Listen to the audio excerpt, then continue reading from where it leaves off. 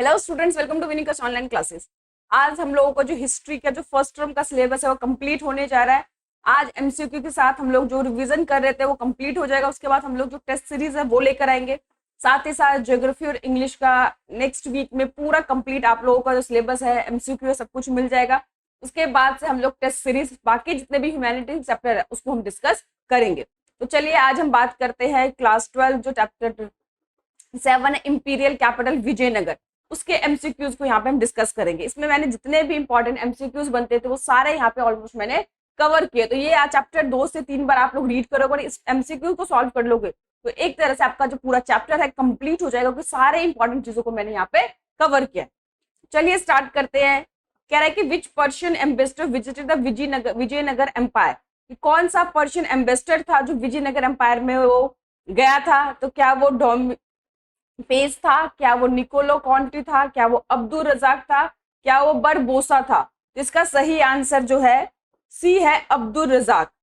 और जिसने कि वहां के जो विजयनगर की जो फोर्टिफिकेशन थी उसकी बहुत ज्यादा उसने तारीफ की थी, क्योंकि वहां पे जो फोर्टिफिकेशन था ऐसा यूनिक जो फीचर था उसने आज से पहले कभी भी नहीं देखा था, इसीलिए काफी वो इम्प्रेस था विजयनगर के इस सिस्टम से। नेक्स्ट कह रहे the first dynasty that ruled over the Vijayanagar empire. आपने देखा कि विजयनगर एम्पायर के अंदर 4 डायनेस्टी ने मतलब रूल किया। सबसे पहले संगम आए, फिर सुलुव आए, फिर तुलुव आए और उसके बाद अराविदु, यानी कि उसके साथ ऑलमोस्ट विजयनगर का खत्म हो गया। तो क्या जो फर्स्ट डायनेस्टी थे वो कौन थे जो इन्होंने विजयनगर एम्पायर में रूल किया। तो आपके पास 4 ऑप्शन दे रखा है, क्योंकि चारों ही थे। तो क्या सुलुवा डायनेस्टी थे, संगम डायनेस्टी थे, तुलुवा डायनेस्टी या अराविदु। मैंने अभी बताया कि आपको सीक्वेंस नहीं पता होने, सबसे पहले संगम आए, फिर सुलुव आए, फिर तुलुव आए और तुलुव के बाद अराविदु। और याद रखना तुलुव वंश के अंदर सबसे ज्यादा जो मोस्ट सक्सेसफुल रूलर थे वो कृष्णदेव रॉय थे। तो अभी जो फर्स्ट डायनेस्टी का पूछा गया है तो हमारा आंसर क्या होगा, संगम डायनेस्टी। नेक्स्ट क्वेश्चन है कि which of these river were the major source of water Vijayanagar.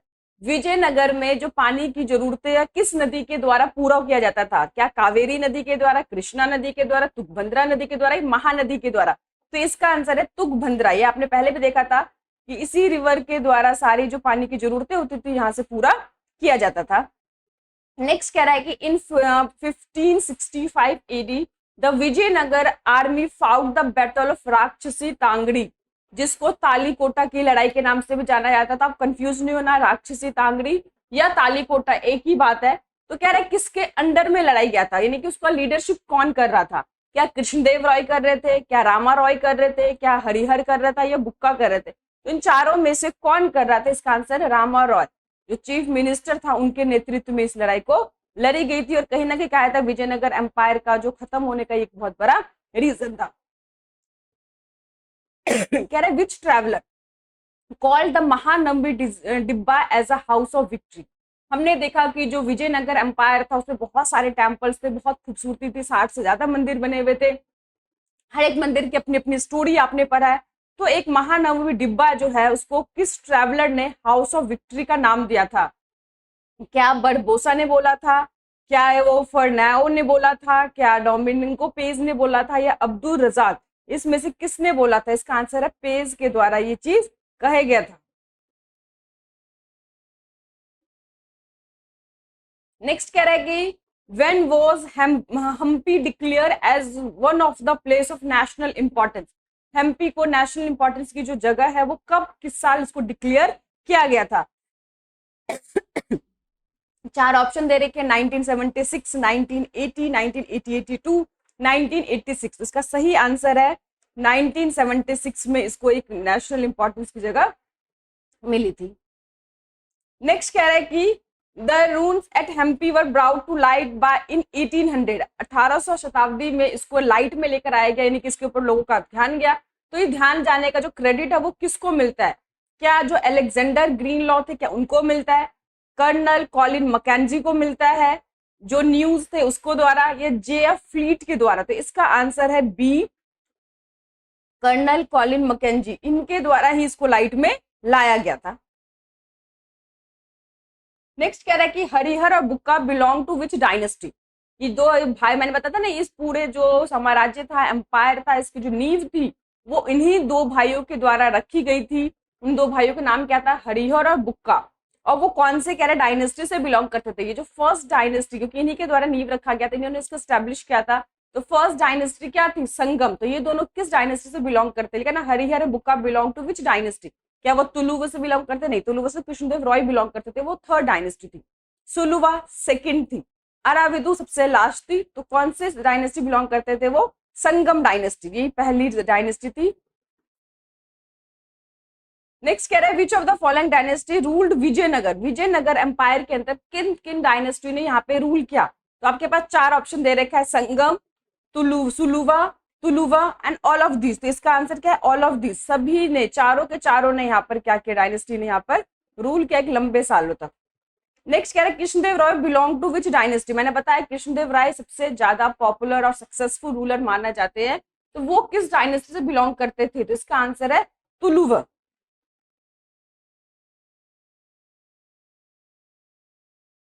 Next कह रहा है कि who establish the Vijayanagara kingdom. Vijayanagara kingdom को किसने स्टैब्लिश किया। अभी मैंने क्वेश्चन बताया आपको, क्या उसको हरिहर बुक्का, दो भाइयों के द्वारा स्टैब्लिश किया गया था। तो इसका आंसर क्या है, हरिहर एंड बुक्का। बच्चे बहुत कंफ्यूज होते हैं, उनको लगता है कृष्णदेव रॉय के बारे में बहुत कुछ पढ़ा है, तो बहुत सारे बच्चे गलती से आंसर कृष्णदेव रॉय कर देते हैं। कृष्णदेव सबसे ज्यादा सक्सेसफुल, सबसे पावरफुल वो रूलर कह सकते हैं, बट उन्होंने नींव नहीं रखी थी शासन की। नींव जो है हरिहर बुक्का दो भाइयों के द्वारा रखा गया। अगर आपको पूरा जो चैप्टर जब आप ध्यान से सुनेंगे, उसकी वीडियो मैंने डाल रखी है, तो उसमें पूरा बैकग्राउंड बता रखा है, दो भाई क्या थे, क्यों उन्होंने नींव रखी, कैसे उन्होंने विजयनगर को बनाया, वो सारी जो डिटेल है वो उस वीडियो में आप लोगों को मिल जाएगी। तो कह रहा है विच गॉडेस इज कॉल्ड पंपा देवी। आपने देखा था वहां की जो पंपा देवी काफी पॉपुलर थी। तो कह रहे हैं जो पंपा देवी है वो कौन सी भगवान थी, क्या वो गॉडेस पार्वती थी, क्या सरस्वती थी, लक्ष्मी जी थी, या कोई भी नहीं थी। तो इसका आंसर है गॉडेस पार्वती, क्योंकि आपको पता होगा इसकी स्टोरी भी थी, जो पार्वती जी ने काफी टाइम तक मेडिटेशन किया, ध्यान लगाया, काफी तपस्या की, और उसके बाद वहां के जो शिव भगवान है उनसे उनकी शादी हुई। तो जो पंपा देवी है वो बेसिकली कहा जाता है कि जो पार्वती है उनकी रूप है। कह रहा है in which year the battle of Talikota took place, कि तालीकोटा या मैंने बताया राक्षसी तांगड़ी, ये जो लड़ाई है वो कब हुआ था, 1565 में, 1556 में, 1526 में, या 1545 में। तो इसका सही आंसर है 1565। और ये जो डेट है बहुत इंपॉर्टेंट है, बहुत बार क्वेश्चन में, एमसीक्यूज में बहुत बार पूछा गया कि तालीकोटा और जो राक्षसी तांगड़ी है, विजयनगर एम्पायर की जो लड़ाई है, जो बैटल है, काफी ज्यादा इंपॉर्टेंट है। कह रहा है Vijayanagara city also known as, Vijayanagara को और एक दूसरे किस नाम से जाना जाता है, क्या उसे हम्पी के नाम से जाना जाता है, क्या उसे फतेहपुर सीकरी के नाम से जाना जाता है, क्या उसे नगलपुरम के नाम से जाना जाता है, उसे हस्तिनापुर के नाम से जाना जाता है। तो इसका आंसर है हम्पी के नाम से भी जाना जाता है। फिर कह रहा है कि जो when the Vijayanagara establish, Vijayanagara जो है कब स्टैब्लिश क्या किया गया, ये तो किन्होंने स्टैब्लिश किया, तो हम पढ़ चुके हैं कि हरिहर बुक्का नाम के दो भाइयों ने।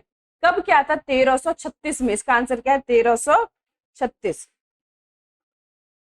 नेक्स्ट कह रहा है कि local goddess of Vijayanagara, Vijayanagara की जो लोकल गॉडेस थी, जो वो कौन सी थी, क्या वो दुर्गा थी, सरस्वती थी, लक्ष्मी थी, या पंपा देवी थी। तो ये मुझे लगता है सभी बच्चों को इसका आंसर पता ही होगा कि हमने पढ़ा है जो पंपा देवी थी। नेक्स्ट कह रहा है find out which of the following is correct match, इसमें से बताना है कौन सा करेक्टली मैच नहीं है, नॉट करेक्ट मैच। तो अमर नायक विजयनगर एम्पायर में थे, बिल्कुल सही है। हरिहर बुक्का विजयनगर के फाउंडर थे, बिल्कुल सही है। महानवमी डिब्बा किंग का पैलेस था, बिल्कुल सही है। लेकिन हजाराराम टेम्पल जो न्यू दिल्ली दे रखा है, ये बिल्कुल जिसका गलत है, तो डी इसका गलत आंसर है, करेक्टली मैच नहीं है। उसके बाद हम देखते हैं 18, कह रहा है Krishnadeva Raya composed a work on statecraft known as Amuktamalyada, वो किस लैंग्वेज में इसको कंपोज किया गया है, समझ में है। तो कह रहे हैं ना Krishnadeva Raya composed of work on statecraft known as Amukta, इन किस लैंग्वेज में इसको कंपोज किया, कन्नड़ में, मलयालम में, तमिल में, या तेलुगु में। तो इसका आंसर है तेलुगु लैंग्वेज में, और ये काफी पॉपुलर है क्योंकि कृष्णदेव राय मैंने बताया सबसे पॉपुलर विजयनगर के राजा में आते हैं, तो इसीलिए उनके द्वारा जो ये कंपोज किया गया वो भी काफी ज्यादा पॉपुलर है। कह रहे the scene of from the Ramayana was sculpted on the inner wall of, आपको पता है रामायण के कुछ जो सीन है वॉल्स पे लगाए गए हैं, तो वो कौन से टेम्पल में लगाए, क्या लोटस महल में लगाया गया, क्या हजरत रामा टेम्पल के अंदर लगाए गए हैं, ये विरूपाक्ष टेम्पल में, या विठाला टेम्पल में। तो इसका आंसर है हजरत रामा महल। और ये एक ऐसे महल थे जो राजा लोग हैं, उनमें राजा उनकी जो फैमिली थे वही लोग उससे पूजा करते थे, आम लोगों के लिए इसमें परमिशन नहीं थी। कह रहे कि रून ऑफ हम्पी जो है कब उसको लाइट में लाया गया, तो इसका आंसर जो है ए, अभी हम देख रहे हैं कि 1800 में इसको लाइट में लेकर आए थे। किसके द्वारा लेकर आए, ये तो हम पढ़ चुके हैं, कर्नल मैकेनिजी के द्वारा। लेकिन कब आया ये, 1800 ईस्वी में आया। कह रहे Hiriya canal one of the most prominent water work among the of Vijayanagar Empire drew water from. देखा था आपने, हीरिया जो नहर है, कनाल था, उस कनाल के द्वारा रॉयल सेंटर तक जगह जगह पानी पहुंचाया गया था। लेकिन हीरिया कनाल को वाटर कहाँ से मिलता था, कह रहा है ना कि हीरिया कनाल वाटर कहाँ से लेता था, जगह जगह तो पहुंचाता था, लेकिन उसको पानी बेसिकली कहाँ से मिलता था, कौन से रिवर से मिलता था, क्या कृष्णा रिवर से, कावेरी से, गोदावरी से, तुंगभद्रा। तो हमने देखा जब भी विजयनगर की बात करेंगे तो किस रिवर की हम बात करेंगे, तुंगभद्रा रिवर की बात करेंगे। और जितनी भी विजयनगर की पानी की जरूरतें थी वो इसी रिवर के द्वारा पूरा किया जाता था। कह रहे विच of the following statement is correct, इसमें से कौन सा स्टेटमेंट जो है बिल्कुल सही है, कि कृष्णदेव राय बिलोंग टू संगम डायनेस्टी, ये गलत है। अभी मैंने बताया आपको तुलुव डायनेस्टी से बिलोंग करते थे। कह रहा by 1542 the control of centre has shifted from the Tuluva dynasty, इसके भी जो स्टेटमेंट है बिल्कुल गलत है। The first dynasty known as Aravidu, Aravidu is the last dynasty, ये भी स्टेटमेंट गलत है। Rama Roy the chief minister of Vijayanagara led to the battle of Rakshasi Tangadi, ये बिल्कुल सही है कि जो चीफ मिनिस्टर विजयनगर के थे रामा रॉय, उन्हीं के नेतृत्व में ये राक्षसी तांगड़ी या तालीकोटा का जो बैटल हुआ था ये इनके ही लीडरशिप में हुआ था। तो ये जो स्टेटमेंट है वो बिल्कुल करेक्ट है, बाकी के जो तीनों स्टेटमेंट थे वो बिल्कुल गलत है। नेक्स्ट कह रहा है कि what are the gopuram, gopuram क्या होता था, तो आपको पता है जैसे मंदिर होते, मंदिर के साइड में जो एंट्रेंस होते हैं, जैसे एंट्रेंस, तो कह रहे गोपुरम क्या फोर्ट होते हैं, क्या रोड होते हैं, क्या हॉल होते हैं, नहीं, ये क्या होते हैं, गेटवे होते हैं। और विजयनगर के मंदिरों की ये भी बहुत खूबसूरती थी जैसे गोपुरम। नेक्स्ट कह रहा है कि which of the following statement correct about the Amara Nayaka, Amara Nayaka के बारे में कौन सा स्टेटमेंट इसमें से करेक्ट है, तो एक एक करके देखते हैं, फिर इसमें से पता चल जाएगा कौन सा सही है कौन सा गलत है। तो आपको अमर नायक सिस्टम और नायक सिस्टम दोनों के बारे में अच्छे से पढ़ना है। कह रहा it was major political innovation of the Vijayanagar empire, तो बिल्कुल सही है, पॉलिटिकल इन्वेंशन था विजयनगर एम्पायर के द्वारा। ये जो है इक्ता सिस्टम दिल्ली सल्तनत से लिया गया था, ये भी करेक्ट है। Amara Nayaka were the military commander who give territory to govern by the Raya, Raya मतलब बेसिकली उस टाइम जो राजा होते थे उनको टाइटल होता था रॉय, तो रॉय के द्वारा उनको पर्टिकुलर एरिया दिया जाता था जिसपे वो गवर्न करते थे, अपना रूल करते थे। तो ये तीनों जो स्टेटमेंट है अमर नायका के बारे में बिल्कुल सही है, तो इसका आंसर होगा D, all of the above. Next कह रहा है कि which of the following were high value goods that Vijayanagara market deal, Vijayanagara आपको मैंने बताया था विजयनगर काफी ज्यादा प्रॉस्पेरियस अमीर राज्यों में से आता था। यहाँ पे हालांकि लड़ाई के लिए हमेशा तैयार रहते थे, लेकिन फिर भी लड़ाई भी काफी बार हुई, लेकिन फिर भी प्रॉस्पेरियस, शांति बहुत कुछ ज्यादा था। तो कह रहा है यहाँ पे कौन कौन से बेसिकली जो मार्केट थे वो हाई वैल्यू गुड्स डील करते थे, क्योंकि यहाँ का जो लाइफ स्टाइल था बहुत अच्छा था, अमीर लोग रहते थे, जहाँ पे अमीर लोग होंगे वहां के जो गुड्स होंगे वो भी काफी हाई क्वालिटी के होंगे। तो कह रहे कौन कौन से हाई वैल्यू गुड्स में वो डील करते थे, स्पाइसेस, मसाले, टेक्सटाइल, कपड़े, प्रीशियस स्टोन, महंगे जो स्टोन थे, या ऑल ऑफ द अबव। तो इसका आंसर है ऑल ऑफ द अबव। जैसे चैप्टर आप पढ़ोगे तो आपको समझ में आ जाएगा कि इसमें सभी कुछ लिखा हुआ था कि यह जो विजयनगर के लोग थे काफी अच्छी चीजों को इस्तेमाल करते थे, महंगे महंगे कपड़े, महंगे महंगे मसाले, महंगे महंगे जो प्रीशियस स्टोन थे, ये सारी चीजों में विजयनगर मार्केट्स में डील करते थे। और वैसे भी आपको पता है कि जिस जहां पे जो लोग जैसी डिमांड करते उसी तरह की जो मार्केट है चीजें प्रोवाइड करती है। कह रहा है अमर जो है डिराइव्ड वर्ड फ्रॉम द, जो अमर वर्ड कहाँ से डिराइव किया गया है, क्या बैटल से, लॉर्ड से, टेम्पल से, समर से, तो समर से लिया गया है, इसका मतलब बेसिकली क्या होता है, युद्ध। नेक्स्ट कह रहा है which of the following statement is correct, why agriculture tracts were incorporated with in the fortified areas. आपने देखा होगा चैप्टर में फोर्टिफिकेशन जो थी विजयनगर एम्पायर की बहुत ही एक यूनिकनेस था, ये क्यों करते थे, देखिए रूलर जो थे विजयनगर के उनको पता था भाई यहाँ पे लड़ाई झगड़े बहुत ज्यादा होते हैं, लोग अपने पावर को एक्सपेंड करने के लिए दूसरे पे लड़ाई करते थे। तो विजयनगर एम्पायर के राजा ने इसीलिए क्या कहा था कि अपने फोर्टिफिकेशन के अंदर जो एग्रीकल्चर लैंड, आपको पता है एग्रीकल्चर लैंड जो होता है बहुत विशाल होता है, बहुत बड़ा होता है, लेकिन उसको भी उसने फोर्टिफिकेशन के अंदर ले लिया था, क्योंकि कई बार क्या होता था जैसे बाहरी एनिमी उस पर अटैक करती थी, और होता क्या था कि बहुत टाइम तक जो दुश्मन होते थे वो महल के बाहर ही मतलब बैठे हुए हैं सेंध लगा के, और जब तक बैठे हुए हैं तब तक की जो महल के अंदर जो लोगों ने पूरा महल बंद है, उनकी सेफ्टी है, धीरे धीरे क्या होता था खाने पीने की चीजों की दिक्कत होने लगती थी, वो जो एग्रीकल्चर लैंड होते थे दुश्मन राजा उनको तबाह कर देते थे। तो इन सब प्रॉब्लम से बचने के लिए, और बाद में होता क्या था कि जो भी मतलब राजा होता था उसको मजबूर में सरेंडर करना पड़ता था और इस तरह से दूसरे रूलर युद्ध जीत लेते थे। तो बाकी आने वाले जो राजा थे इस फोरकास्टिंग नेचर को समझ चुके थे, उन्हें पता था कि दुश्मन जो है इस चीज को समझता है, और इसीलिए उन्होंने क्या किया था, जो पूरा जो अब फोर्टिफिकेशन किया था, तो एग्रीकल्चर लैंड को भी उसमें रख लिया था। हालांकि थोड़ा महंगा भी था, क्योंकि इसमें बहुत वास्ट एरिया आते, उसको मेंटेनेंस करने के लिए, देख रेख के लिए पैसा भी खर्च होता था, लेकिन एक सेफ्टी का तरीका था कि अगर दूसरा देश अगर उस पर अटैक कर देगा तो एटलीस्ट अंदर जो है एग्रीकल्चर काम चलता रहेगा, एग्रीकल्चर लैंड को नुकसान नहीं किया जाएगा, लोगों की जो खाने पीने की जरूरत है वो एटलीस्ट पूरी होती रहेगी, और राजा को मजबूर होकर लोगों की जान बचाने के लिए अपने आप को सरेंडर नहीं करना पड़ेगा। तो ये एक बहुत ही अच्छी चीज थी। आपने देखा था उसमें जो अब्दुल रजाक थे उन्होंने बहुत ज्यादा तारीफ की थी, क्योंकि ऐसी चीज उन्होंने कभी भी पहले नहीं देखा था। तो पूछ रहा है कि ऐसे क्यों किया गया था, क्यों फोर्टिफिकेशन किया गया था एग्रीकल्चर लैंड को। तो पहला है, the ruler of Vijayanagara adopted expensive and elaborate strategy for protecting the agriculture belt. मैंने कहा ये महंगा था, बट एग्रीकल्चर को बचाने के लिए उन्होंने किया था, बिल्कुल सही। दूसरा, to protect crops at the time of, अगर बाहरी एनिमीज हम पे अटैक कर देते, एटलीस्ट जो क्रॉप्स है उसको प्रोटेक्ट करने के लिए, खाने पीने की जरूरत पूरा करने के लिए। तो इसका दोनों ही करेक्ट है, यानी कि जो ऑप्शन सी है, ए और बी, दोनों ही इसका आंसर सही है। इन दोनों चीजों के लिए ही फोर्टिफिकेशन किया गया था एग्रीकल्चर लैंड का। नेक्स्ट है, the principal deity generally worship in Maharashtra was dash in a form of Vishnu. जो महाराष्ट्र के जो में जो वर्शिप किए जाते थे, पूजा किया जाते थे, वो कौन से फॉर्म थे? क्या विरूपक्षा थे, विठाला थे, शिव थे, या इसका आंसर है विठल, विष्णु के रूप में उनकी पूजा होती थी। नेक्स्ट कह रहा है कि डिफाइन द टर्म गजपति। गज मतलब हाथी, यानी कि लॉर्ड ऑफ एलिफेंट। 29 का जो ऑप्शन होगा C, lord of elephant. Next कह रहा है कि the land between Tungabhadra and Krishna river known as. यार तुंगभद्रा और कृष्णा नदी के जो बीच में लैंड पड़ता है उसको क्या बोलते हैं?